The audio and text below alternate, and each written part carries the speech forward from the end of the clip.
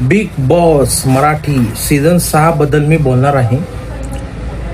माफ करा जर गाड्यांचा वगैरे आवाज आला तर माफ करा, कारण की मी आता शूट करतो आहे, गाड्यांचे वगैरे भरपूर आवाज येते.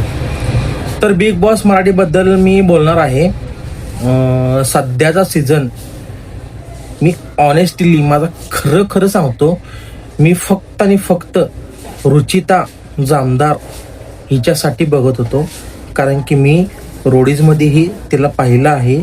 ती खूप एक स्ट्रॉंग प्लेअर होती आणि इथंही ती तिचा जलवा दाखवते. ते पण आता ती बाहेर आल्यानंतर ना आपण तिचा इंटरव्ह्यू वगैरे ऐकतोच, काय गोष्टी झाल्यात काय नाही, आपल्याला जशा दाखवल्यात तशा आपण कळल्यात आणि आपण त्यावर रिएक्ट करतोय.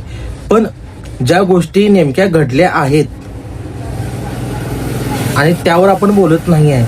पण मला असं वाटतं की कुठेतरी आपण रुचिताला आपण हे करतोय. बट ठीक आहे, त्या गोष्टी जाऊ देत तिकडं.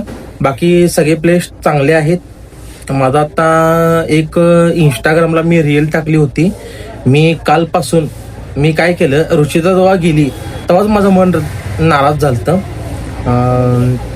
त्यानंतर मी तरी पण बघत होतो बिग बॉस, पण तशी मजा येत नाही आहे, खरंच येत नाही आहे. तशी मजाच येत नाही आहे. आणि मी कालपासून बिग बॉस मराठी माझा फेवरेट सीझन, मला आवडतो तो सीझन. मला खरंच मला खूप विशाल निकम, परत सोनाली पाटील, मोना आपली, परत विकास पाटील ही आवडत होती. आणि मी बिग बॉस मराठी सीझन 3 हा बघतोय.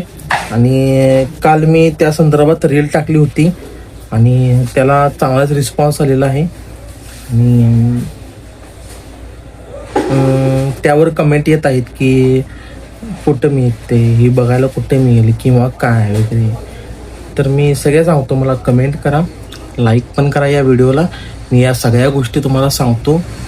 पण खरंच आत्ताचा बिग बॉस आणि त्यावेळेचा जो बिग बॉस होता तो ऑर्गॅनिकली होता, सगळ्या ग्रुप वगैरे ऑर्गॅनिकली बनवत होते. आणि आत्ताचा जो बिग बॉस आहे त्यात सगळ्या ठरवून गोष्टी चाललेल्या आहेत, त्या आम्हालाही बघायला मजा येत नाही आहे.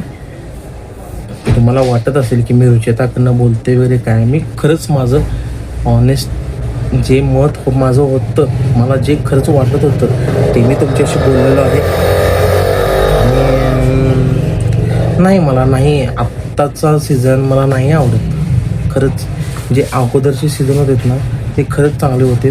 आताचा मला सीझन आवडत नाही आहे. तर मला हे, तुम्ही जर माझ्याशी गोष्टीशी आग्रह करत असला तर कॉमेंट करून मला नक्की सांगा. लाईक करा, शेअर करा आणि चॅनलला सबस्क्राईब करा. थँक्यू.